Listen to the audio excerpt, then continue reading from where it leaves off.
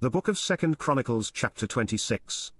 Then all the people of Judah took Uzziah, who was 16 years old, and made him king in the room of his father Amaziah. He built Eloth, and restored it to Judah, after that the king slept with his fathers. 16 years old was Uzziah when he began to reign, and he reigned 52 years in Jerusalem. His mother's name also was Jechaliah of Jerusalem. And he did that which was right in the sight of the Lord, according to all that his father Amaziah did. And he sought God in the days of Zechariah, who had understanding in the visions of God, and as long as he sought the Lord, God made him to prosper. And he went forth and warred against the Philistines, and brake down the wall of Gath, and the wall of Jabneh, and the wall of Ashdod, and built cities about Ashdod, and among the Philistines. And God helped him against the Philistines, and against the Arabians that dwelt in Gerbal, and the Meunims. And the Ammonites gave gifts to Uzziah, and his name spread abroad even to the entering in of Egypt, for he strengthened himself exceedingly. Moreover Uzziah built towers in Jerusalem at the corner gate, and at the valley gate, and at the turning of the wall, and fortified them. Also he built towers in the desert, and digged many wells, for he had much cattle, both in the low country, and in the plains, husbandmen also, and vine dressers in the mountains, and in Carmel, for he loved husbandry. Moreover Uzziah had an host of fighting men, that went out to war by bands, according to the number of their account by the hand of Jael the scribe and Maaiah the ruler, under the hand of Hananiah, one of the king's captains.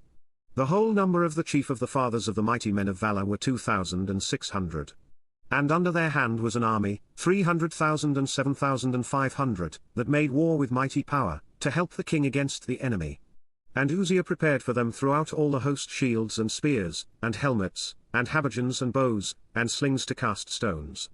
And he made in Jerusalem engines, invented by cunning men, to be on the towers and upon the bulwarks, to shoot arrows and great stones withal.